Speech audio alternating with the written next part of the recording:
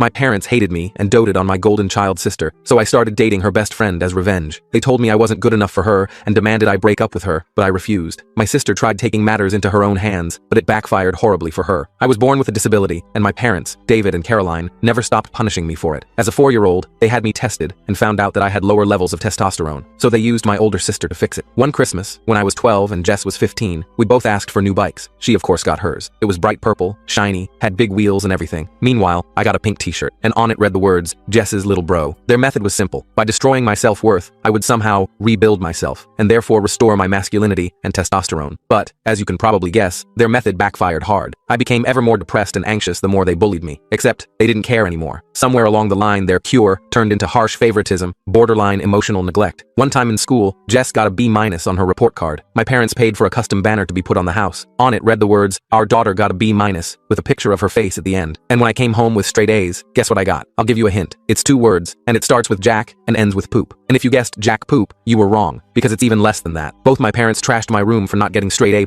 After that, almost nothing surprised me anymore. Even when I got accepted to a solid university with a partial scholarship, my parents called me their biggest disappointment for not getting a full scholarship. Meanwhile, Jess practically flunked out and used the excuse of wanting to take a gap year. That turned into 5. And to celebrate, they threw her a party and bought her a new laptop for her creative journey. But then came one of the only, slightly better parts of this story. I managed to move out as soon as possible, working multiple jobs while taking classes to support myself. But when I couldn't afford to come home for Thanksgiving one year, my father said, "Well, I guess your priorities are elsewhere." Even after creating distance, family gatherings were torture sessions of subtle digs. Still at that starter job, Jess is thinking about starting her own boutique. She's so entrepreneurial. At my graduation, which they arrived late to, my father's first comment was, "4 years for that degree? Seems like a lot of time for what you'll be doing." What made it worse was watching them fawn over Jess, who decided to wear the most extravagant dress possible to the ceremony, so she could be the center of attention. Despite everything, I tried maintaining a relationship with Jess. She was still my sister, but it was completely one-sided. I'd reach out, and she'd either ignore me or somehow turn every conversation into a competition. If I got a promotion, she suddenly had an amazing opportunity on the horizon. If I started dating someone, she'd immediately be in a serious relationship. Once, after not hearing from her for months, I called to share news about a significant promotion. "Hey Jess, guess what? I got promoted to senior analyst." There was a pause before she responded. "Okay, anyway, I just got approached by this amazing startup. The salary is probably more than you'll ever make." Of course, the position she mentioned never existed. And when I finally landed my dream job after years of hard work, I made the mistake of mentioning it at a family dinner. "Guys, I just got my dream job and..." "Okay, but did you hear about Jess?" My mom immediately interrupted. "She met a successful entrepreneur with connections everywhere. That man turned out to be Dwight. He wasn't a successful entrepreneur. He worked in sales at a mid-sized paper company. But the way my parents talked about him, you'd think he was the next Elon Musk." Their wedding was an extravagant affair that my parents spared no expense for. Meanwhile, I was still paying off my student loans. But then, I met one of Jess's short-term friends. And what happened next shifted the family dynamic forever, because Jess was not happy. I can't tell you the explanation in this short video. To watch the rest of the video and see what went down, click the link below. We connected instantly. Josephine was everything I wanted. Smart, funny, compassionate, and gorgeous. We met at one of Jess's many housewarming parties. She and Dwight moved nearly every year, always to bigger and better places that my parents helped finance. Josephine was standing alone near the bookshelf, looking as out of place as I felt. She had shoulder-length brown hair, intelligent green eyes, and a smile that made me forget my name mid-introduction. "Not much of a party person?" she asked, sipping her wine. "Not much of a Jess's World person," I replied before I could stop myself. Instead of being put off, she laughed genuinely. "Ah, you must be the mysterious brother I've heard about, the one with the conventional life choices." We spent the rest of the evening in that corner, talking about everything from classic literature to our shared love of terrible sci-fi movies. By the end of the night, I had her number and a date planned for the following weekend. When we started dating, my parents predictably made snide comments about how she was settling and wondering what she saw in me. "She's so cultured and well-traveled," my mother remarked after meeting Josephine. "It's surprising she's interested in someone so local." The way she said local made it sound like a terminal illness. My father was more direct. "Does she know what you make at that job of yours? Women like that usually have higher expectations." Oddly, Jess became super interested in my life, constantly asking about Josephine. She'd call out of the blue, supposedly to catch up, but every conversation turned to questions about Josephine's job, her family, her hobbies. Josephine mentioned she might get transferred to the New York office, Jess commented once, though I had never shared this information with her. "That would be hard on your relationship, wouldn't it?" At the time, I was just relieved she seemed to care about something in my life. Looking back, I should have seen the warning signs. Josephine and I moved in together after dating for a year, and it was amazing. Both of us had solid careers, we traveled, and discussed our future. Our apartment wasn't fancy, a one-bedroom in a decent neighborhood, but it was ours. We painted the walls ourselves, assembled IKEA furniture while laughing at the incomprehensible instructions, and created a home that felt safe and happy. I never thought I could feel this content, Josephine told me one night as we sat on our secondhand couch, eating takeout and watching documentaries. My parents always pushed for more, bigger, better. This is enough. You're enough. I finally thought I might get the life I'd always wanted. Good job, loving partner, maybe kids eventually. I proposed on our 5th anniversary with a quiet dinner at home. I'd spent months saving for the ring. Nothing ostentatious, but a beautiful emerald that matched her eyes, set in white gold. I'd hidden it in her favorite dessert, a chocolate souffle that I'd practiced making a dozen times in secret. When she found it, her eyes filled with tears. Yes, she whispered before I could even ask the question. 1,000 times yes. We planned a long engagement, taking our time to plan the wedding. We weren't rushing. We had our whole lives ahead of us, or so I thought. When we told my family about our engagement, the reactions were telling. Mom plastered on a fake smile and said, "How nice," in a tone that suggested anything but. Dad grunted and muttered, "We'll see," before turning back to his football game. Jess had the strangest reaction though. She congratulated us, but her smile was weird, almost predatory. I brushed it off as my own insecurity. "Let me see the ring," Jess demanded, grabbing Josephine's hand. She examined it with a critical eye. "Oh, it's cute. Simple. I guess that's more your style anyway." Later, I overheard my mother telling Josephine, "Don't rush into anything, dear. You're still young, and there are plenty of opportunities out there for someone like you." The implication being that I wasn't one of those opportunities. The following year was hectic with wedding planning and work stress. Josephine and I were both putting in long hours to save for the wedding and the house down payment. We weren't seeing each other as much, but I figured it was just a phase. Every relationship has rough patches, right? Our date nights became less frequent, reduced to quick dinners before one of us had to work late or catch up on sleep. When I suggested a weekend getaway to reconnect, Josephine seemed hesitant. "I don't know if I can get away right now," she said, not meeting my eyes. "The Johnson account is really demanding." I understood. We were both building our careers, and sometimes that meant sacrifices. "We'll make it work," I told her, squeezing her hand. "After the wedding, we can take that trip to Maine we've been talking about." In hindsight, I missed some obvious clues. Josephine became glued to her phone, quickly hiding text messages with a nervous laugh, claiming they were just work stuff. She started going out more with friends, coming home late smelling like wine and cologne, but I trusted her completely. It never crossed my mind she might be cheating, especially not with my own sister's husband. One night, I woke up around 2 a.m. to find her side of the bed empty. I wandered bleary-eyed into the living room to see her huddled on the couch, whispering intensely into her phone. When she noticed me, she jumped like she'd been caught stealing. "Sorry, did I wake you?" she asked, tucking her phone away quickly. "Just checking in with Sarah about the bridesmaids' dresses." At 2 a.m., I nodded and went back to bed, pushing away the nagging doubt. Sarah was her maid of honor and notoriously disorganized. It wasn't completely implausible. Another red flag. Josephine suddenly developed an interest in Jess and Dwight's lives. She'd bring them up in conversation, suggesting double dates and family gatherings that she'd previously tried to avoid. "We should have dinner with Jess and Dwight this weekend," she'd say casually. "I ran into Dwight at that coffee shop near my office yesterday. He mentioned a new restaurant they wanted to try." It struck me as odd that Dwight would happen to be at a coffee shop 30 minutes from his workplace, but I didn't question it. I was happy Josephine was making an effort with my family, even if they never made much effort with her. About 3 months ago, Josephine started acting strange, moody, irritable, and constantly nauseous. I got excited thinking she might be pregnant. We hadn't been trying, but we talked about having kids eventually. I started daydreaming about helping her through morning sickness, picking out nursery colors. One morning, I found her throwing up in the bathroom. I held her hair back and rubbed her shoulders soothingly. "Do you think we should get a test?" I asked, trying to contain my excitement. She looked at me with panic in her eyes. "No, I mean, it's probably just a stomach bug or food poisoning," but the symptoms persisted. She avoided wine at dinner, turned green at the smell of coffee, and took frequent naps. I began leaving pregnancy books on her nightstand, prenatal vitamin information bookmarked on her laptop. I even started researching the best pediatricians in our area. "You'd be such an amazing mom," I told her one evening as we cuddled on the couch. "Our kid would be so lucky to have you." She burst into tears and rushed to the bathroom. I assumed it was hormones and gave her space. Then one night, she sat me down with tears streaming down her face and dropped the bomb. She was pregnant, but it wasn't mine. I was stunned. We hadn't been intimate much lately because of our busy schedules, but I never expected this. When I asked who the father was, she broke down sobbing and whispered, "It's Jess's husband." My world imploded. Everything I thought I knew came crashing down. I couldn't breathe or think straight, just felt overwhelming betrayal crushing me. "Dwight?" I managed to choke out. "My sister's husband, Dwight?" Josephine nodded, her face contorted with guilt and tears. "I'm so sorry. I never meant for it to happen. It just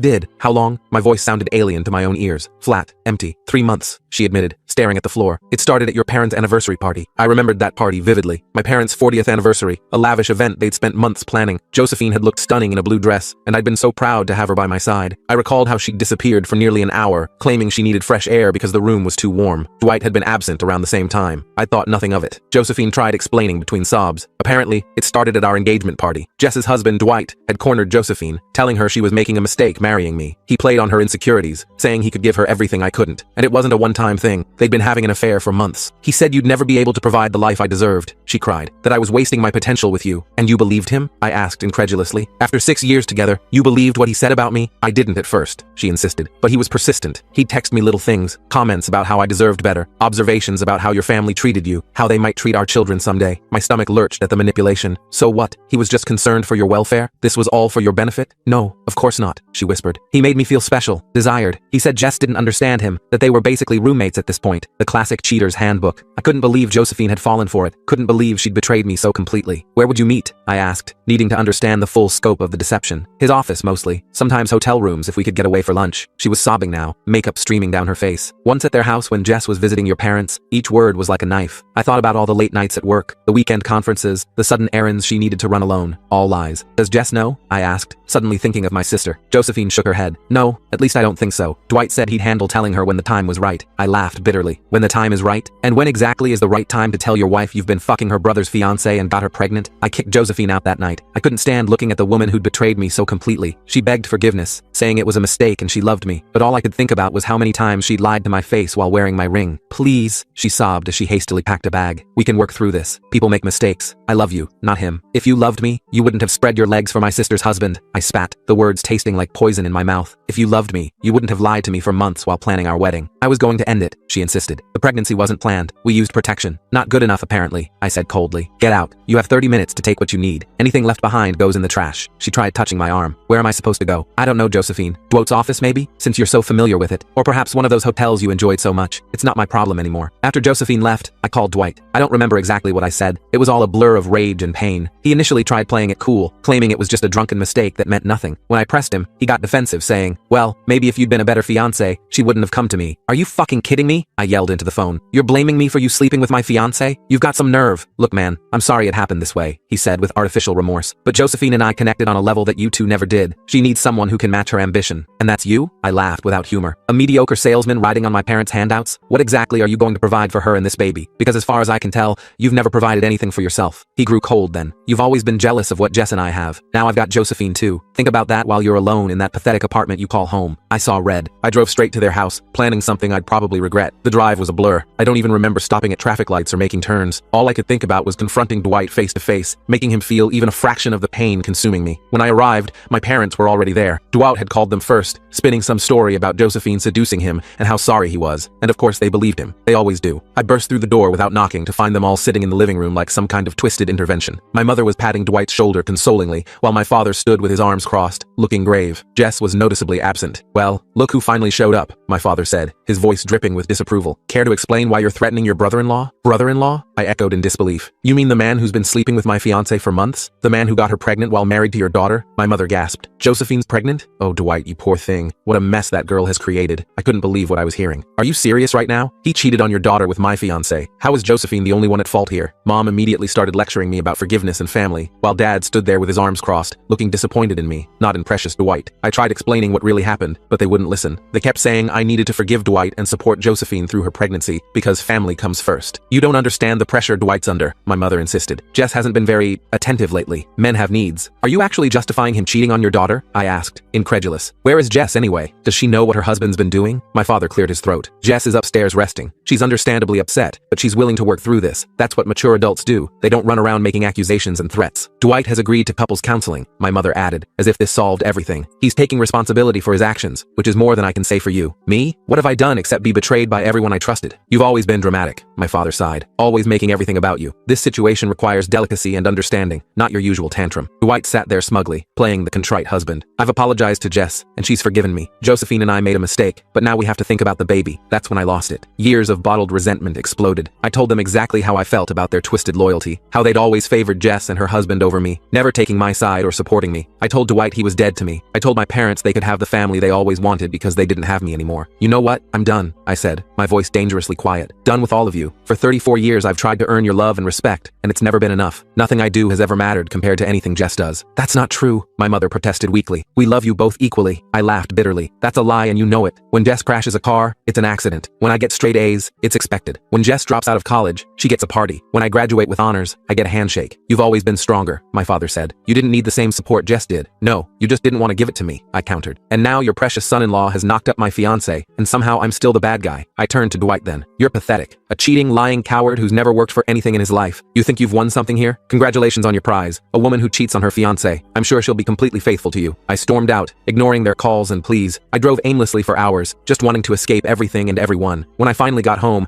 I had dozens of missed calls and messages. Josephine begging for another chance, Dwight alternating between apologies and accusations. Most came from my parents, demanding I grow up and make amends. You're tearing this family apart with your stubbornness, my mother's voicemail declared. Josephine is in a fragile condition and needs support, not judgment. My father was more direct. This childish behavior ends now. Be at Sunday dinner to apologize to Dwight and work this out like a man. There were even messages from Jess, which surprised me. I've forgiven Dwight, and you should too, she said coldly. Josephine made a mistake, but the baby is innocent in all this. We need to come together as a family. Not a word about how she felt about her husband's betrayal. Not a shred of empathy for what I was going through. Just the same old family script. Protect the favored ones. Blame me for not falling in line. I ignored them all, barely eating or sleeping. I called out sick from work, using all my available time off. I couldn't face anyone or deal with explaining what happened. I just sat in my apartment, replaying every moment of my relationship with Josephine and every interaction with Dwight, trying to figure out where things went wrong. Was I not attentive enough? Did I miss signs that Josephine was unhappy? Was there something I could have done differently? The questions tormented me day and night. After a week of isolation, my boss called personally. "We're concerned about you," she said. "This isn't like you. Is there anything we can do?" I broke down then, telling her everything. She listened without judgment, then offered me a temporary transfer to our Seattle office. "It might help to have some distance," she suggested. "Take a few months, clear your head. The position is yours when you're ready to come back." It felt like the first kindness anyone had shown me in ages. I accepted immediately. It's been 3 months now. I've moved to a new apartment in Seattle, changed my phone number, and started therapy to process all this, but my family won't back off. Despite my attempts to cut contact, they keep invading my life. Somehow they tracked down my new workplace address, probably through my parents' friends who seem to be everywhere. They've started showing up at my workplace, trying to ambush me and force a reconciliation. Mom confronts me in the parking lot, wailing about how I'm tearing the family apart. Dad leaves harsh voicemails telling me to man up and forgive Dwight. Last week, my mother cornered me as I was leaving the office. "This has gone on long enough," she insisted, blocking my path to my car. "Josephine is 6 months along now. She needs closure, and so does Dwight." "I've given them closure," I replied, trying to step around her. "It's called cutting them out of my life." "How can you be so selfish?" she demanded. "This isn't just about you anymore. There's an innocent child involved. A child that wouldn't exist if Dwight hadn't betrayed both me and his wife," I reminded her. "That's not on me." She tried a different tactic then, her voice softening. "We miss you. Your father and I want our son back. You never wanted me when I was there," I said sadly. "Why start now? They've even sent flying monkeys in the form of extended family to guilt trip me. Aunts, uncles, and cousins I haven't spoken to in years, suddenly calling to tell me how important family is and how I should let bygones be bygones. It's like they're living in an alternate reality where Dwight and Josephine made some minor mistake rather than a life-altering betrayal. My cousin Rick, who I haven't spoken to since his wedding 5 years ago, texted out of nowhere. Family sticks together through thick and thin. Your parents are heartbroken. Whatever happened can be fixed with enough love and forgiveness. Aunt Patty, my mother's sister, left a voicemail so laden with guilt it could sink a ship. Your poor mother can barely get out of bed some days worrying about you. Is this how you repay all their sacrifices? By turning your back when the family needs unity? I wanted to scream. What sacrifices? What unity? Where was this concern for family cohesion when I was growing up feeling like an outsider in my own home? Yesterday, I got a message from Josephine. She's keeping the baby and plans to co-parent with Dwight. And guess what? My parents are thrilled about becoming grandparents, forgetting all the awful comments they used to make when Josephine was with me. The message was full of apologies and justifications, including how she and Dwight had found real love through this difficult situation. She even had the audacity to suggest we could all be friends eventually for the child's sake. "I know this isn't how any of us planned things to work out," her message read, "but sometimes life takes unexpected turns. Dwight and I have found something genuine together, and we hope you can find happiness too. The baby is a boy, by the way. We're thinking of naming him David, after your father. We'd love for you to be in his life as his uncle." The irony was almost too much to bear. The woman who betrayed me wanting me to play happy uncle to the child she conceived through that betrayal, and naming him after my father, the ultimate way to ensure my parents would overlook any wrongdoing. I'm at my wit's end. Part of me wants to cut ties completely and start fresh somewhere else. Maybe move across the country, change my name, and build a new life where nobody knows about this mess. But another part is so angry I want to stay and fight, to show them how fucked up this whole situation is. My therapist says I need to process my feelings rather than run from them, but also that I have every right to establish boundaries. "Your family has shown a consistent pattern of disregarding your feelings and needs," she observed. "It's not unreasonable to distance yourself from that dynamic, but distance doesn't seem to be enough. They keep finding ways to infiltrate my life, to force their narrative that I'm the problem, not them. I don't know what to do anymore. The betrayal has affected every aspect of my life. I can't sleep without medication. I can't stand being alone with my thoughts. I haven't even considered dating again. The idea of trusting someone like that terrifies me. What if I'm just unlovable?" I asked my therapist during a particularly dark session. "What if there's something fundamentally wrong with me that makes people treat me this way?" "There's nothing wrong with you," she assured me. "But when we grow up in dysfunctional systems, we sometimes recreate those dynamics unconsciously. Your family trained you to accept less than you deserve. The good news is, you can untrain those patterns. I've also lost friends over this, ones who think I should take the high road and reconcile with my family, as if I'm the bad guy for refusing to play happy families with the people who hurt me the most. My college roommate Tom,